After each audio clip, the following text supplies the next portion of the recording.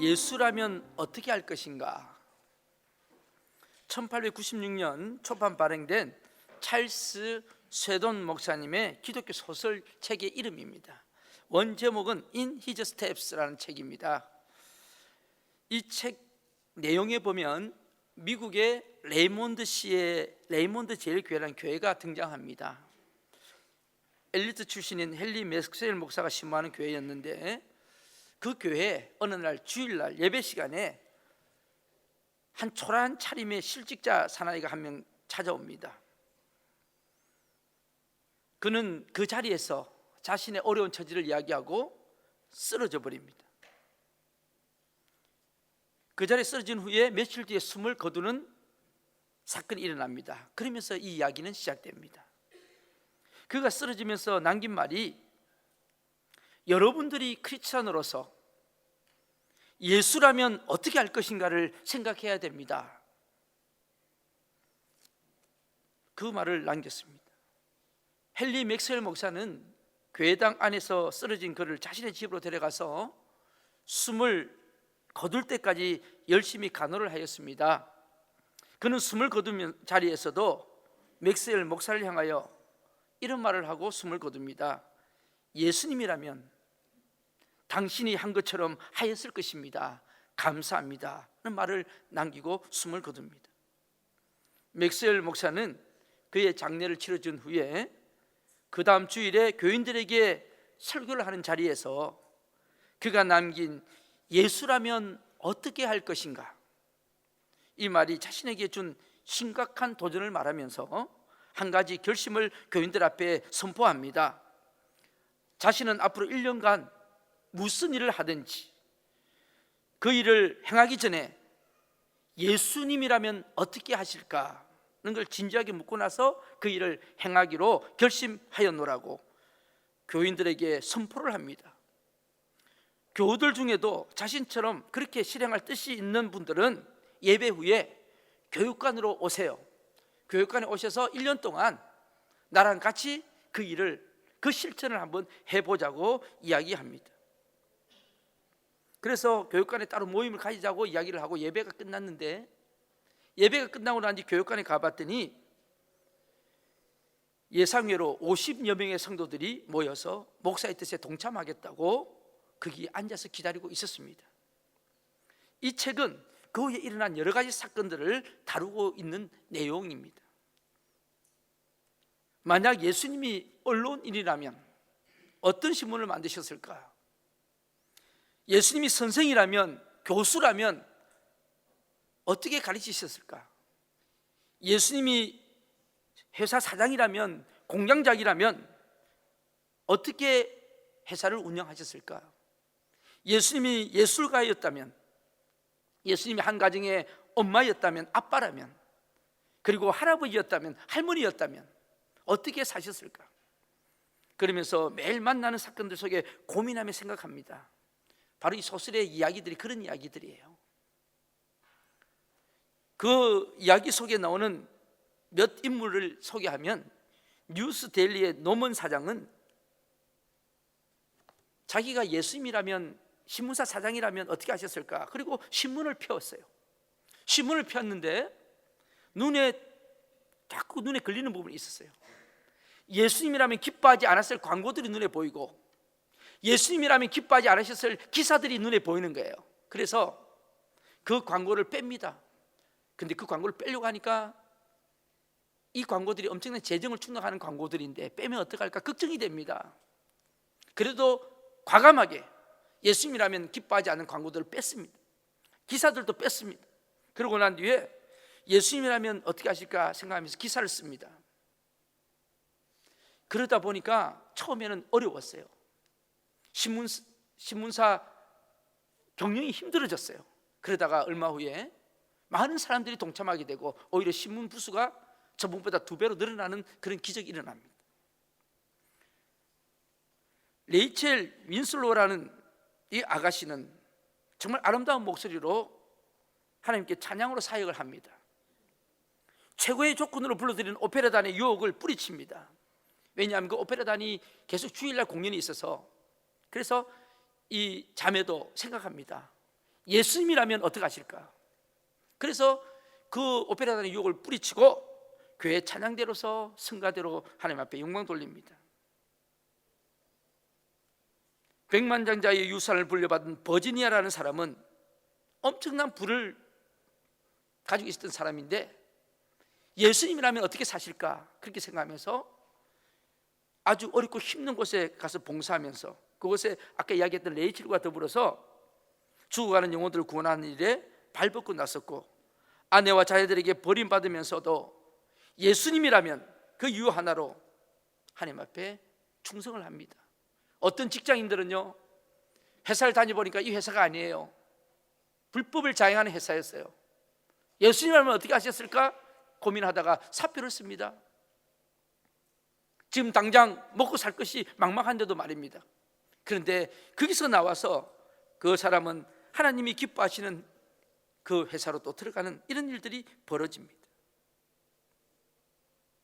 이런 모습들을 속에서 그 교회에서요, 놀라운 역사가 일어나기 시작합니다. 잔잔한 역사가 일어나기 시작합니다. 그래서 그 동네가 바뀌고 이제는 그 동네에서 하나님 기뻐하지 않는 일들이 없어지기 시작하니까 거기서 전역이 확산이 돼가지고 미국에 큰 영향을 끼치는 그런 교회가 되어지는 것이 바로 오늘 책에 있는 예수님이라면 어떡하실까라는 내용입니다. 저는 오늘 말씀의 본문을 대하면서 예수님이 우리 오클랜드 한인교회 담임 목사라면 어떤 목회를 하실까? 어떻게 하기를 원하실까? 예수님이 우리 교회 장로님이라면, 예수님이 우리 교회 집사라면, 예수님이 우리 교회 성도님이라면 어떻게 하실까? 어느 사역에 초점을 두고 무게를 두고 섬겨야 할 것인가를 생각해 보려고 합니다. 그래서 오늘 말씀의 제목이 예수님의 사역입니다. 오늘 본문을 시작하면서 예수님은요, 당신의 사역을 시작하시면서 제일 먼저 하신 일이 있습니다. 바로 사람을 선택하시는 일이었어요. 하나님은 이 땅에 하나님의 나라를 이루시기 위해서 제일 먼저 하셨던 일이 사람을 택하시고 부르셨던 일입니다. 사람들은요, 일하기 전에 뭐를 생각하죠? 제도를 찾습니다. 일하는 방법을 찾습니다. 그런데 하나님은 가장 무엇을 누구를 찾냐면 헌신된 사람을 찾으십니다. 예수님은 사람을 부르시고 사람을 찾으셨습니다. 그리고 훈련을 시키셨습니다. 이것이 바로 예수님의 방법이십니다. 하나님 나라에서 가장 중요한 요소는 바로 헌신된 사람입니다. 예수님은 공생애 3년 동안 하신 일은 12명의 제자를 불러다가 그들과 함께 동고동락 하시면서 사람을 키우셨던 일입니다. 그 중에서 한 명은 실패했죠.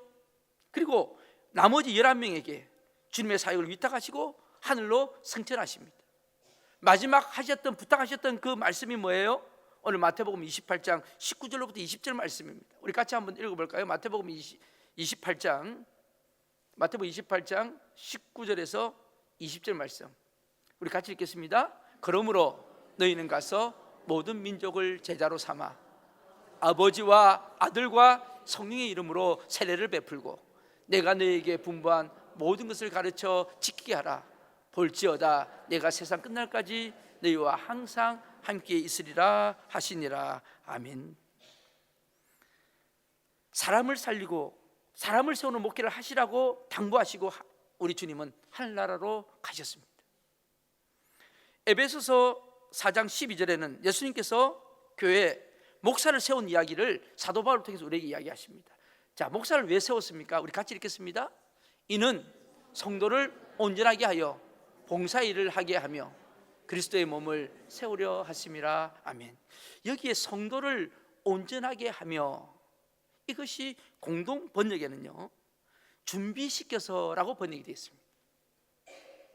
목사의 일은 성도를 온전하게 하는 것, 즉 성도를 준비시키는 것이 목사의 할 일입니다. 성도들이 사역을 잘 감당하도록 준비시킵니다. 봉사일을 하게 합니다. 교회 목회 사역이나 재정 사역이나 교회를 섬기는 사역이나 교회가 세상을 섬기는 사역이나 이 모든 일들을 감당할 수 있도록 준비시키는 것이 목회자의 본분인 줄로 압니다. 목사와 성도가 이를 함께 이루어 나갈 궁극적인 목표가 뭡니까? 바로 그리스도의 몸을 세우게 하심입니다. 바로 교회가 예수님의 몸이기 때문에 그렇습니다. 저는 교회가요 부흥하려면요 한 서너 가지가 돼야 돼요. 서너 가지 사람들이 잘해야 돼요. 첫 번째, 이 목회자의 팀워크입니다. 교회가 부흥하려면 제일 중요한 것은 성령이 충만하고 하나님께 헌신된 목회자를 찾아야 됩니다. 기도하는 사람, 성경의 해박한 지식을, 전문적인 지식을 가진 사람, 그리고 뜨거운 열정을 가진 사람, 헌신된 사람이 있어야 합니다. 이런 목회자들이 팀워크가 될 때 그 교회는 부흥하게 될 것입니다. 교회는 건물이 아니라 사람입니다. 그 다음으로 있어야 될 부류는 성령이 충만하고 성숙한 인격을 가진 장로님들이 계셔야 합니다. 장로님들의 영적인 수준이 곧 그 교회의 수준을 결정하는 것 같아요. 장로님들의 수준을 넘어가기가 어렵습니다. 장로님들은 목회자와 교인들 사이에 중간의 역할을 잘 해야 합니다. 교회가 든든하게 서갈 수 있도록 영적인 일들을 하는 것이 장로님들의 일입니다. 이 팀워크가 무너지면 교회는 깨집니다. 대부분의 교회가 어려움을 겪는 것은 목사와 장로들 간의 이 갈등의 싸움 때문입니다. 이것이 있으면 교회는 망합니다. 마지막으로요, 어떤 부류가 있어야 되냐 하면 물불을 가리지 않는 집사님들이나 권사님이나 실제 일꾼들이 있어야 합니다. 자꾸 계산하는 집사님들, 망설이는 집사님들이 있어서는 교회 일이 안 됩니다. 이익이 될 것인가, 나한테 손해가 될 것인가, 내 마음에 맞는가 안 맞는가 따지지 않고 주님의 일이라면, 교회의 일이라면 물불을 가리지 않고 나서는 사람이 있어야 합니다. 교회는 이런 사람들이 있을 때 튼튼해지고, 그리고 허다한 무리가 모여 하나님의 놀라운 역사를 일으킬 수 있을 줄로 저는 믿습니다. 구경꾼이 많은 교회는 큰 일을 할 수가 없습니다. 99% 헌신된 사람 100명보다 100% 헌신된 10명이 더 큰 일을 할 수가 있습니다. 이런 팀들이 성령 안에서 하나가 되었을 때 교회는 힘있게 하나님의 일을 해나갈 수 있는 것입니다. 여러분, 좋은 제도, 좋은 건물, 좋은 행정도 중요하지만 그것보다 더 중요한 것은 헌신된 성숙한 사람만큼 중요하지가 않다는 이야기입니다. 아무리 좋은 방법이 있으면 못합니까? 헌신된 사람이 없으면 소용이 없습니다. 오늘 예수님은 본문을 시작하시면서 제 아들을 부르시면서 뭐라고 말씀하십니까? 19절 말씀입니다. 우리 같이 한번 19절 말씀을 같이 읽겠습니다. 오늘 본문 19절 말씀 4장 19절 같이 읽겠습니다. 4장 19절 시작. 말씀하시되 나를 따라오라. 내가 너희를 사람을 낚는 어부가 되게 하리라 하시니 아멘. 내가 너희를 사람을 낚는 어부가 되게 하리라. 예수님의 제자는 어떤 사람이 되어야 한다고요? 마태복음의 독특한 표현이 사람을 낚는 어부라고 이야기합니다. 여러분, 어부와 낚시꾼은 다릅니다. 아시죠? 낚시꾼은 어떤 사람이 낚시꾼입니까? 기회가 되고 여가가 생길 때마다 취미로 고기를 잡는 사람은 낚시꾼입니다. 그러나 어부는 다릅니다. 그들은 먹고 살기 위해서 고기를 잡습니다. 팔레스타인에서 고기를 잡는 이들은 모두 다 어부들입니다. 반면에 애굽인들은 스포츠나 오락이나 취미로 낚시를 즐깁니다. 낚시꾼과 어부는 다르다는 말이에요. 요즘 교인들은 어부입니까? 아니면 낚시꾼들입니까? 어부는 부지런하고 강합니다. 어부에게는 어부의 영성이 있습니다. 저는 섬에서 한 1년 6개월 동안 군대 생활하면서 이 어부들의 심리를 잘 봤어요. 그리고 그 고충들을 봤어요. 참 부지런하시더라고요. 물때에 맞춰서 가야 되기 때문에 이거는 시간이요, 참 어떤 때는 새벽에도 갑니다. 깊은 밤에도 늦게 들어올 때도 있습니다. 새벽에도 바다로 나가죠. 원양어업도 마다하지 않습니다. 멀리 나갑니다. 날씨의 변화도 두려워하지 않습니다. 제가 볼 때는 굉장히 위험한데도 고기 잡으러 나가더라고요. 때로는 난파의 위협을 무릅쓰기도 합니다. 싫어도 합니다. 그게 바로 어부들의 영성입니다. 교구장이나 교구 인도자가 되어 교구를 섬기다 보면 쏙 썩이는 교구 식구들이 있어요. 꼭요, 자기 교구장을 위해서 예수 믿어주는 것처럼 하는 분들이 있더라고요. 그때마다 교구장이나 교구 인도자들은 그런 생각을 하죠. 내가 꼭 이거 해야 되나? 내가 이렇게 힘들게 해야 되나? 그런 생각이 들 때도 있으실 것입니다. 제자는요, 신앙생활을 취미로 하거나 재미로 하는 사람은 아닙니다. 제자는 낚시꾼이 아니라 어부가 되어야 합니다. 여가가 있으면, 심심하면, 시간이 남으면, 문제가 있으면, 기도할 것이 있으면 화장실 가는 마음으로 교회 오는 사람이 되어서는 안 된다는 말씀이에요. 어부는 고기잡이를 위해 생명을 겁니다. 23절에 예수님이 하신 중요한 사역 핵심이 세 가지가 나옵니다. 우리 같이 한번 23절 말씀을 같이 보겠습니다. 예수께서 온 갈릴리에 두루 다니사 그들의 회당에서 가르치시며 천국 복음을 전파하시며 백성 중에 모든 병과 모든 약한 것을 고치시니. 아멘. 오늘 여기 본문에 보면 첫 번째 뭐 하셨어요? 회당에서 가르치셨다, 티칭. 그리고 두 번째는요, 천국 복음을 전파하셨다, 프리칭. 그리고 세 번째로 모든 병과 모든 약한 것을 고치셨다, 힐링. 그래서 여러분, 이 티칭과 프리칭과 그리고 이 힐링이 예수님의 중요한 3대 사역입니다. 마태는 예수님의 사역을 세 가지로 아주 명확하게 요약해 주었습니다. 마태복음 9장 35절에도 똑같은 내용이 나옵니다. 우리 같이 한번 마태복음 9장 35절 말씀 한번 같이 읽겠습니다. 예수께서 모든 도시와 마을에 두루 다니사 그들의 회당에서 가르치시며 천국 복음을 전파하시며 모든 병과 모든 약한 것을 고치시니라. 아멘. 여러분, 회당에서 가르치는 이 사역을 오늘날로 말하면 뭘까요? 오늘날 우리 교회로 말하면 뭘까요? 이게 가르치는 게 교육입니다. 교회 학교입니다. 그리고 두 번째로 천국 복음을 전파하는 사역이 뭘까요? 오늘날 뭘까요? 천국 복음을 전파하는 거, 전도와 선교입니다. 전도와 선교. 그리고 모든 병과 모든 악한 것을 고치는 게, 이게 뭘까요? 오늘날 말하는 치유 사역입니다. 상담 사역. 이 세 가지 사역을 통해서 오늘 우리 교회가 예수님이라면 어떻게 하셨는가를 한번 살펴보려고 하는 것입니다. 첫 번째, 가르치는 사역입니다. 예수님은 어디에서 가르치셨어요? 다 까먹었죠. 금방 보셨는데 어디서 가르치세요? 회당에서 가르치십니다. 이 회당은요, 그 기원이 분명하지는 않으나 바벨론 포로기 때부터 있었던 것 같습니다. 회당은 이스라엘 백성들에게 아주 중요한 생활의 기반입니다. 마을마다 회당이 있어요.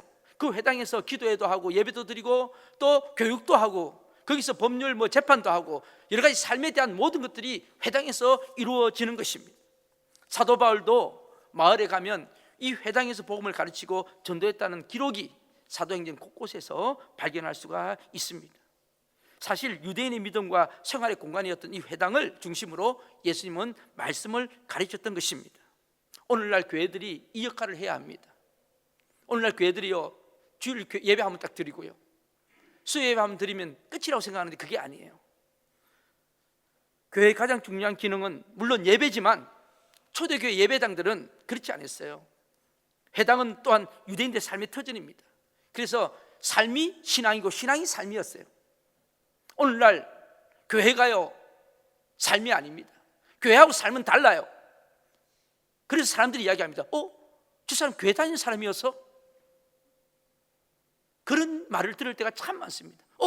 당신도 교회 다녔어요? 당신도 교회 집사였어요? 그게 무슨 말입니까? 완전히 삶이 다르다는 거예요. 교회는 건물만 있는 게 교회가 아닙니다. 예배는 엄숙하게 드려지는데, 예배는 잘 드려지는 것 같은데 아무 감동이 없다면 그것도 하나님이 안타까워하실 것입니다. 교회는 기쁨과 충만함이 있어야 합니다. 감사와 찬양과 기적이 넘치는 곳이어야 합니다. 저는 오늘 여러분에게도 이 시간 기적이 일어나기를 바랍니다. 여러분 삶에 놀라운 성령님의 역사가 생동하기를 축복합니다. 교회에서 우리는 하나님을 경험해야 합니다. 찬양을 통해서 눈물을 흘리기도 하고, 기도를 통해서 하나님과 만나는 기쁨을 만끽할 수 있는 곳, 하나님의 음성을 들을 수 있는 곳, 바로 여기가 교회이어야 합니다. 그리스도는 바로 교회의 몸이요 살아있는 하나님의 집, 교회는 예수님의 몸이라고 이야기했습니다. 예수님이 회당에서 무엇을 가르쳤을까요? 뭘 가르쳤을까요? 여러분들 세상 살아가는 이야기 하셨을까요? 저는 생각합니다. 예수님이 회당에 가르치신 것은 아마 구약 성경을 가르쳤을 것이다. 거기서 말씀 한 절 한 절을 교육하시고 앞으로 이 메시아가 어떻게 오실 것인가, 그리고 이 땅을 어떻게 구원하실 것인가, 아마 천국의 비밀과 메시아 오심과 진리를 가르쳐 주실 것이라고 저는 믿습니다. 교회는 구경하러 오는 곳이 아닙니다. 취미 삼아 왔다 갔다 하는 것도 아닙니다. 하나님을 경험해야 합니다. 누구든지 와서 배워야 하며 누구든지 가르칠 수 있는 곳이 교회여야 합니다. 저는 그래서 이 교회 학교 역할이 굉장히 중요한 것입니다. 저는 오늘 일부 예배 때 예배 시간을 넘겨가면서 스님들에게 부탁했어요. 아이들을 어떻게 가르쳐야 하는지, 어떤 마음으로 가르쳐야 하는지, 대충 하다가 하나님 앞에 책망드는 일이 없도록 제가 스님들에게 간곡하게 부탁했어요. 한 아이를 가르치더라도 최선을 다하라고요. 여러분, 교사의 사명은 중요한 것입니다. 1800년도에 미국의 에드워드 킴볼이라는 주일학교 선생님이 계셨어요. 그분은 어느 날 자기 반에 시골에서 올라온, 학교도 다니지 못하고 있는, 구두방에서 구두 수선을 하고 있는 한 소년을 만났어요. 너무나 내성적이었어요. 말도 잘 못해요, 애가. 선생님은 그 아이를 붙잡고 제자 양육을 시작합니다. 그 아이를 키웁니다. 나중에 그분이 그렇게 고백합니다. 나는 꿈에도 생각 못했다. 그 아이가 이렇게 위대한 하나님의 종이 될 줄을. 바로 그 아이가 누구였냐면 세계적인 부흥사 무디 목사님이 된 거예요. 한 선생님이 보잘것없는 한 아이를 데리고 제자 양육을 했을 때 그 아이가 세계를 뒤흔드는 복음의 전도자 무디가 되었던 것입니다. 여러분, 오늘 이 아침에 여러분 잘 볼 수 있기를 바랍니다. 여러분 자녀들 지금은 엄마 아빠 말씀 듣는 척 하지요? 지금은 듣는 척 해요. 제가 홈페이지 페이스북에 보니까 제가 한국에 있을 때 제자 양육했던 청년들이 지금 이제 결혼을 해가지고 애를 낳았어요. 애가 이제 좀 조그만해요. 그 아이들을 위해서 사진을 얼마나 찍어서 올려놓는지 제가 속으로 한번 키워봐라. 지금은 그렇지. 한번 키워봐라. 여러분, 아이들에게요 믿음 훈련 똑바로 못 시키고요, 양육 똑바로 못 시키려면요, 이제 보세요. 중고등부까지는 붙어 있는 것 같죠? 이제요 대학 들어가면 공부한다고, 직장 다닌다고 이제 다 떠납니다. 지금 이 뉴질랜드 키 교회들 예배를 한번 가보십시오. 다 나이 드신 분들 있습니다. 젊은 사람 거의 없어요. 그리고 교회 분위기는 얼마나 침침한지 다 잠자기 좋게 예배 드립니다. 어두 침침해가지고요. 여러분, 자녀들을 잘 키우시기를 바랍니다. 정말 교회에서 하나님의 말씀이 체계적으로 양육되어져야 합니다. 물론 교회 행사도 중요하지만 주일마다 아이들이 말씀을 먹을 수 있는 그런 교회가 되어야 해요. 저는 우리 중고등부와 주일학교 교육자에게 부탁했어요. 애들이 그래도 한 4, 5년을 교회에서 뒹굴다 보면 성경책 한 권은 전체적으로 볼 수 있는 그런 커리큘럼을 만들어라. 만약에 우리가 능력이 안 되면 도움을 받았으라도 여러분, 자녀들에게 말씀을 가르치고 신앙 훈련을 하지 않으면 그 자녀들 세대는 이미 끝납니다. 한번 보세요. 그럴 때가 올 것입니다. 자녀들 마음대로 안 됩니다. 내 마음대로 되는지 아세요? 부모 따라 다녀주지만은 나중에는 홀로 서기를 할 수가 없는 거예요. 그때서야 가슴을 치며 통곡해봐야 소용이 없습니다. 두 번째로 주님은 천국 복음을 전파하는 사역을 하셨어요. 여기에 천국 복음을 전파하는 사역이라는 이 전파한다는 말은 이 케루소라는 말이에요. 케루소. 이 케루소라는 말은요, 근원적인 뜻은 선포하다, 외치다라는 뜻이고요, 설교하다는 뜻도 됩니다. 이것은 가르치다 하는 디다스코라는 가르치는 사역과는 조금 다른 의미입니다.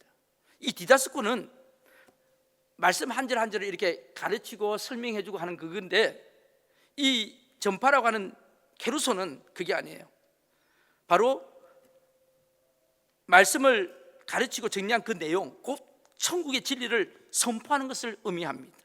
이것은 설교입니다. 다시 말해서 설교는 성경의 뜻과 그 의미를 정확하게 발견해내고 여기서 얻은 결론을 외치는 것이 설교입니다.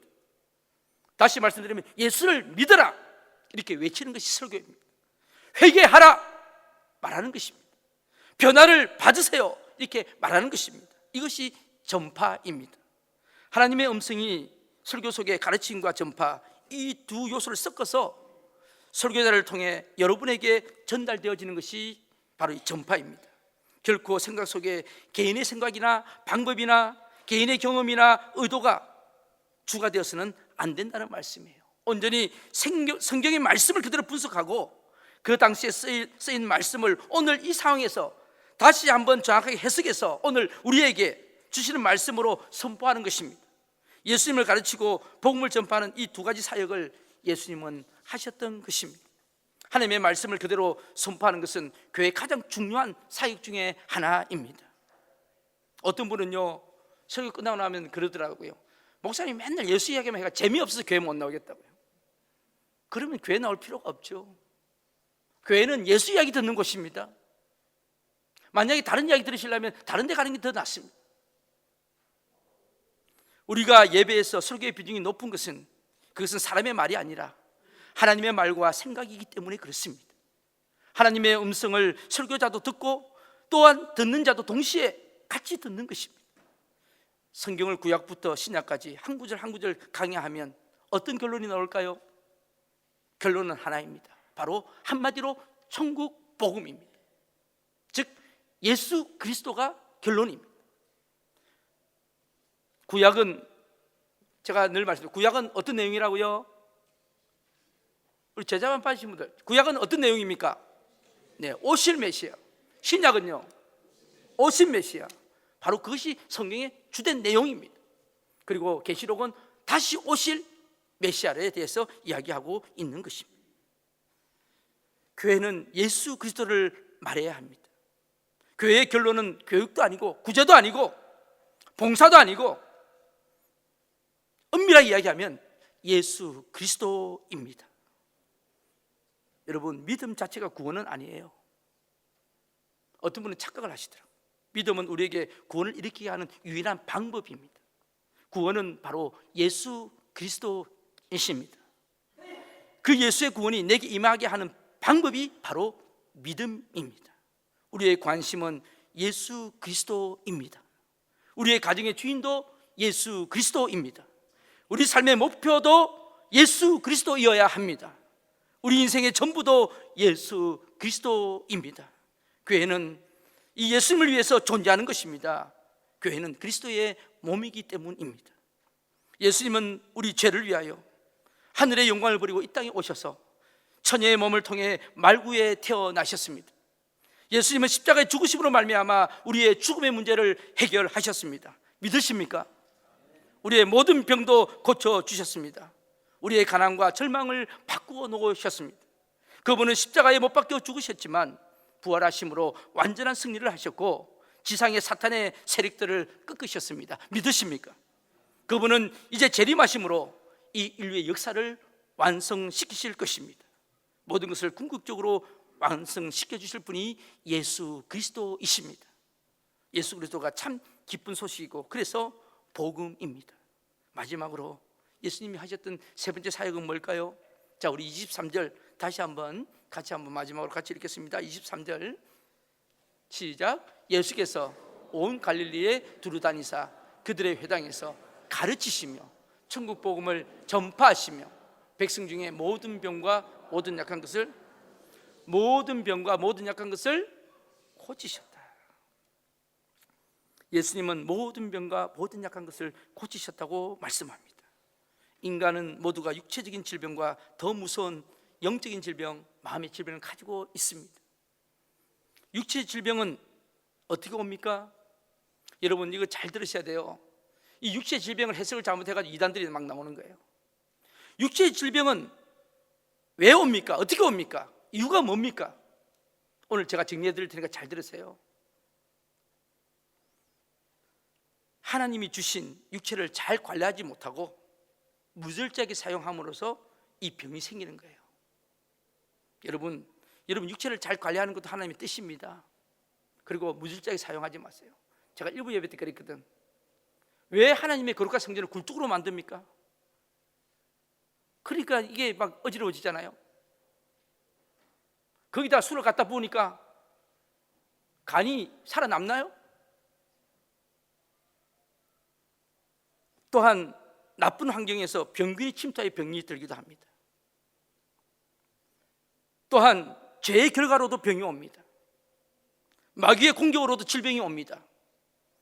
이것과 상관없이 성경의 어떤 눈먼 자의 이야기처럼 제자들이 물었잖아요. 선생님, 저 사람이 눈이 장님이 된 것은 자기의 죄 때문입니까? 부모의 죄 때문입니까? 그 당시에 사람들이 그랬거든요. 죄 때문에 병이 온다고 생각했거든요. 그때 예수님 뭐라고 말씀하셨어요? 뭐라고 말씀하셨어요? 저 사람의 죄도 아니고 부모의 죄도 아니고 뭐라고요? 네, 하나님의 영광을 위하여. 여러분 잘 들으세요. 하나님의 영광을 위해서도 병이 올 수가 있습니다. 저는 그런 분 봤어요. 하나님이 병을 통해서 그분이 하나님께로 돌아오고 아름답게 쓰임받는 모습들을 봤습니다. 그런데요, 그럼 영혼의 질병은 어디서 옵니까? 영혼의 질병은 어디서 올까요? 이것은 분명한 원인을 가지고 있습니다. 이것은 제가 분명히 말씀드릴 수 있어요. 여러 가지 원인이 아니에요. 영혼의 질병은요, 인간의 원죄와 타락으로 말미암은 것입니다. 흙에서 지원받은 인간은 하나님의 영이 없으면 저주받은 땅에 불과합니다. 영혼의 병은 반드시 육체에 영향을 주게 되어 있습니다. 그러므로 하나님을 떠난 인간은 죽음으로의 존재요, 절망으로의 존재입니다. 그러나 죄값을 청산하고 예수님을 믿고 예수님의 이름으로 세례를 받고 예수 안에서 영원한 생명을 얻으면 사망 권세가 우리를 떠나게 될 줄로 믿습니다. 이게 복음입니다. 그러면서 아울러 우리의 모든 병도 떠나갈 수가 있는 것입니다. 사도행전 53장 5절, 제 말씀을 뒷받침하는 하나님의 귀한 언약의 약속의 말씀이죠. 이사야서 53장 5절 말씀 우리 같이 한번 나에게 주시는 말씀으로 받겠습니다. 같이 읽겠습니다. 그가 찔림은 우리의 허물 때문이요, 그가 상함은 우리의 죄악 때문이라. 그가 징계를 받음으로 우리는 평화를 누리고 그가 채찍에 맞음으로 우리는 나음을 받았도다. 아멘. 그가 누구예요? 그가. 자, 그러면 이번에는 그 대신에 예수님을 넣어서 우리 같이 한번 읽겠습니다. 시작. 예수님이 찔림은 우리의 허물 때문이요, 예수님의 상함은 우리의 죄악 때문이라. 예수님이 징계를 받음으로 우리는 평화를 누리고 예수님이 채찍에 맞음으로 우리는 나음을 받았도다. 자, 이제 우리는 누구예요? 우리는 나로. 그럼 이제는 나에게 주시는 말씀이 되겠죠? 그 대신에 예수님, 우리 대신에 나. 시작. 예수님이 찔림은 나의 허물 때문이요, 예수님이 상함은 나의 죄악 때문이라. 예수님이 징계를 받음으로 나는 평화를 누리고 예수님이 채찍에 맞음으로 나는 나음을 받았도다. 아멘. 믿음대로 될 줄로 믿습니다. 그리고 베드로전서 2장 24절 말씀도 똑같은 말씀입니다. 베드로전서 2장 24절 같이 읽겠습니다. 친히 나무에 달려 그 몸으로 우리 죄를 담당하셨으니 이는 우리로 죄에 대하여 죽고 의에 대하여 살게 하려 하심이라. 그가 채찍에 맞음으로 너희는 나음을 얻었나니. 아멘. 지금 이 생명 같은 말씀을 입으로 읽지도 아니하시고 보지도 아니하신다면 여러분 하나님 앞에 오실 축복을 지금 거절하는 거예요. 이 위대한 말씀 앞에서 그 말씀이 나에게 주시는 말씀을 받을 때 내 모든 질병이 치유가 되고 나의 영혼이 하나님 앞에 영생을 얻게 되는 이 귀한 시간에 우리가 잠자고 있다면 하나님은 우리의 축복을 안 줄 수도 있다는 말씀이에요. 여러분, 교회는 치유의 사역도 해야 합니다. 예수님은 구원이요 빛이요 생명입니다. 예수님 앞에서는 모든 질병과 어두운 것과 악한 것이 떠날 수밖에 없습니다. 믿으십니까? 24절에 보면 어떤 일이 벌어지죠? 우리 같이 읽겠습니다. 24절. 그의 소문이 온 수리아에 퍼진지라 사람들이 모든 앓는 자, 곧 각종 병에 걸려서 고통당하는 자, 귀신 들린 자, 간질하는 자, 중풍병자를 데려오니 그들을 고치시더라. 아멘. 누가 고치십니까? 예수님이 고치십니다. 여러분, 교회에 왔어요. 기적을 보시려면 예수님을 만나야 합니다. 제일 불쌍한 사람이요, 교회는 10년 20년 다녔는데 예수님을 만나지 못한 사람들, 제일 불쌍한 사람. 하나님을 모르는 사람. 교회는 10년 20년 다녔는데, 교인은 되었는데 크리스찬이 되지 않다면 얼마나 불쌍한 일입니까? 예수님은 오늘 구체적으로 각종 병에 걸린 자와 귀신 들린 자와 간질 있는 자와 중풍병자를 고치셔 주셨습니다. 이 구원은 치료라는 말을 내포하고 있습니다. 예수님 우리 죄를 용서하시기도 하지만 우리의 질병도 고쳐주십니다. 또한 우리의 고통도 없애주시며 귀신도 쫓아주십니다. 저는 오늘 이 시간에 우리 안에 있는 억압된 모든 심령들, 귀신들이 예수 이름으로 떠나가기를 축복합니다. 모든 질병도 예수 이름으로 고치시기를 바랍니다. 여러분의 상한 심령도 치유되기를 바랍니다. 우리는 말씀을 받아야 하지만 주님이 주시는 치유의 기적도 받아야 합니다. 이제 우리 교회는 예수님이 주신 이 사역을 이제 중점적으로 해 나가려고 합니다. 그래서 이 가르치는 사역을 통해서 우리 자녀들에게는 조금 더 우리 선생님들이 말씀에 집중할 수 있도록, 우리 청년들이 말씀에 집중할 수 있도록, 그리고 저도 이 1:1 양육훈련, 제자 양육훈련, 그리고 이 사역반 훈련까지 이제 앞으로 펼쳐나가려고 하는 것입니다. 주님 오실 때까지 이 사역은 계속되어야 할 줄로 믿습니다. 또한 복음 전파를 위한 전도와 선교 사역이 이루어져야 합니다. 예배 회복을 위한 노력이 점점 더 해 나갈 것입니다. 예배가 예배다워져야 합니다. 예배가 하나님 앞에 감격적이 드려지는 참 행위가 되어야 할 줄로 믿습니다. 여러분, 예배자가 되시기를 축복합니다. 예배 보러 오시지 마시고 예배 드리러 오신 분들이 되기를 바랍니다. 저번 주에 우리 정창희 선교사님, 바누아투 선교사님 오셔가지고 저희들에게 브리핑 했잖아요. 저 바누아투에 걸어서 3일을 들어가야 되는 곳에 저는 마음이 굉장히 아팠어요. 걸어서 3일 동안, 차길이 없기 때문에 걸어서 3일 동안 들어가야 되는 마을에 제가 끝나고 난 뒤에 제 방에 오셔가지고 차를 드시면서 목사님, 선교사님 너무 애쓰셨죠. 사모님이요 편도가 부어가지고요 이번에 저희 들어갔는데 너무 피곤해가 힘들어가지고 막 편도가 부어 있더라고요. 참 마음이 아팠어요. 그래서 제가 그랬어요. 제가 교통비를 드리면서 이거는 꼭 그거 좀 또 성경 쓰시니까 이거는 사모님하고 맛있는 식사하셔야 됩니다. 맛있는 식사하세요.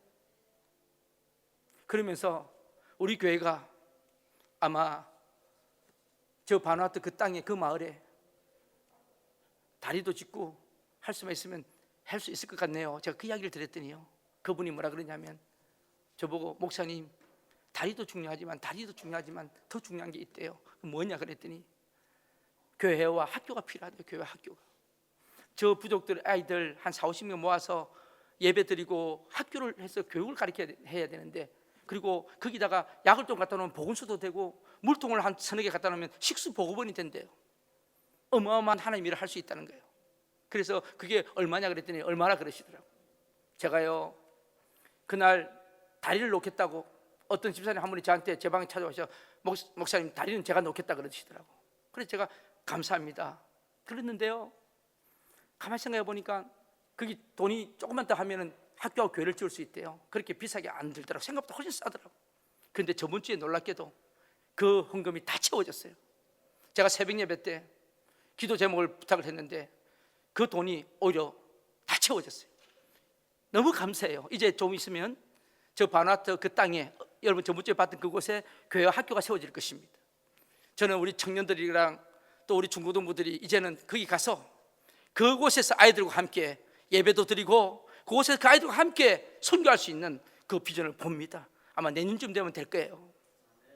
이제는요 교회가 뭐를 해야 되는 것인지, 교회가 무슨 일을 해야 할 것인지, 저 미전도 부족, 옷 훌끗 다 벗고 아무것도 입고 있지 않은 저 민족들에게 뭐를 전할 것입니까? 빵을 줄 것입니까?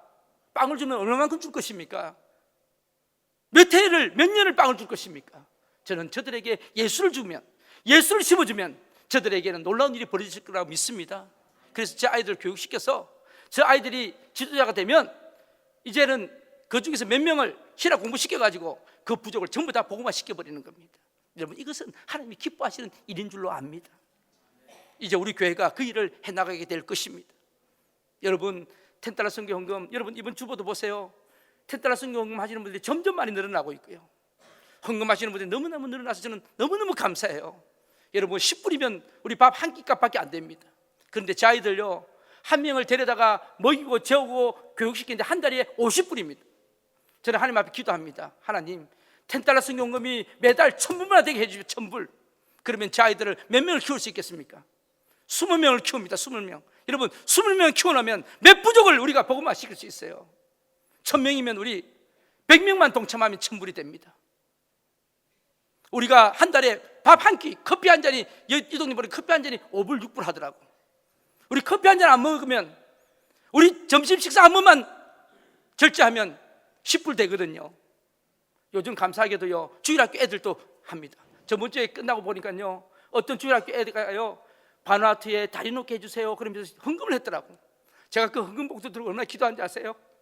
하나님, 이 아이가 자라서 놀라운 하나님의 인물이 되게 해주십시오. 축복해 주십시오. 여러분, 할 수 있습니다.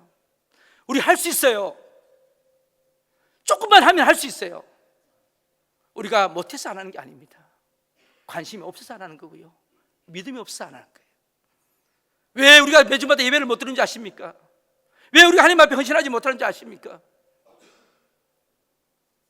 마지막으로 우리 교회가 치유 사역도 해야 돼요. 이 땅에 아픈 분들이 많고 병자들이 많고 영적으로 병든 분들이 많아요. 저는 우리 교회가요, 요즘 매일 애프터스쿨을 해요. 아이들이 와서 피아노도 배우고 바이올린도 배우고 너무너무 좋아요. 이 하나님 주신 이 건물에서 아이들이 와서 하는 건 너무너무 기분이 좋아요. 저는요, 이게 더 점점 더 나가야 될 것입니다. 앞으로 유치원 사역도 할 것입니다. 앞으로 여러 가지 사역을 하게 될 것입니다. 여러분, 많이 도와주시고 기도해 주시고 동참해 주시기를 주님의 이름으로 감사하고 축복드립니다. 기도하시겠습니다.